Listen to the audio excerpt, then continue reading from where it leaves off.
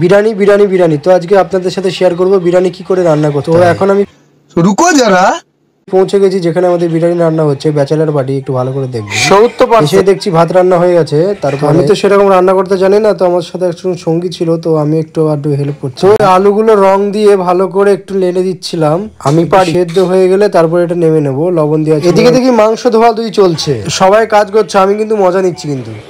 আচ্ছা, ভাতটা আমাদের কমপ্লিট, আলুটাও সেদ্ধ হয়ে গেছে। এখন তেল গরম করে পেঁয়াজটা এখন ভাজছি। এদিকে মোটা ভাই কিন্তু আদা কুটছে, কিন্তু আদা কোটা কোনো জিনিস ছিল না, তাই হাতুড়ি দিয়ে বাড়ি মারছে।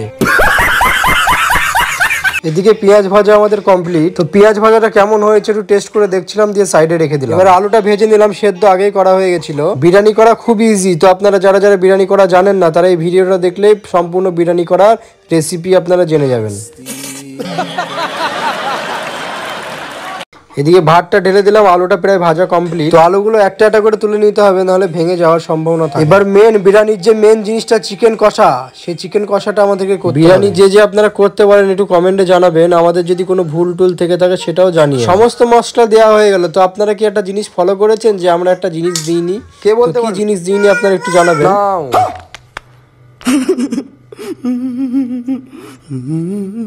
অত মাথা ঘষাঘষি করতে হবে না, তো আমি জানিয়ে দিচ্ছি। সেটা হলো একটি মশলা, মশলাটির নাম হলো হলুদ। বিরিয়ানিতে একদম হলুদ দিতে নেই, কারণ হলুদ দিলে আপনার যে ঘ্রাণটা হয়, হলুদের যে ঘ্রাণটা, সেটা আপনার একদম থেকে যায়। তাই আপনারা সবাই একটু হলুদটা একটু কম দেবেন, বা না দিলেই ভালো হয়। क्या बात है सर, क्या बात है सर, क्या बात, ये बात है। এখানে কিন্তু আমাদের পুরো বান্দা রান্না করছিল, তো রান্না করতে করতে মনে পড়লো যে লেগ পিসটা একটু ছেঁড়া হয়। তো আপনাদের কাদের কাদের এরকম ভুল হয় ফিস্ট করতে গিয়ে, তো একটু আমাদেরকে জানা দেবেন।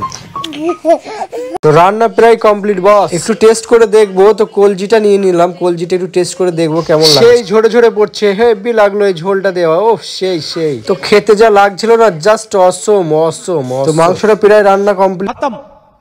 তাই মাংসটা ভালো করে নেড়ে নিয়ে এখন নেমে নেওয়ার পর, মাংসটা নেমে নেওয়ার পরে এবার দম দেবো। তাই ভাতের হাঁড়িটার চারিপাশে ভালো করে সুন্দর করে তেলটা নাড়ানোর পরে এবার আলতো আলতো হাতে ভাতগুলো সব ঝুড়ো ঝুড়ো ভাবে দিতে হচ্ছে। এবং বিরিয়ানি মশলা হ্যাড্ডা ব্যাডা অনেক কিছু মশলা দিল, তো অত সব আমি বলতে পারছি না। তো আপনারা একটু জেনে নেবেন যে যে মশলাগুলো লাগে সবগুলো। এখানে কালার দিয়েছিল, একটু কালারটা আমি দিতে মানাই করেছি, কারণ নিজেরা রান্না করে খাচ্ছে, এতে কালার দেওয়ার কি আছে। প্রথমে ভাত দিল, মাংস দিল, তারপরে বিরিয়ানি মশলা দিল, হ্যাড্ডা ব্যাডা অনেক কিছু দিল, আলু দিল, তারপরে আবার দেখো তেল দিল। তো ভাই এত তেল কে খায় বলো? আবার ঘি দিচ্ছে, দেখো কি সহ্য করা যায়? কতটা পরিমাণে ঘি দিল দেখো। कौन है ये लोग,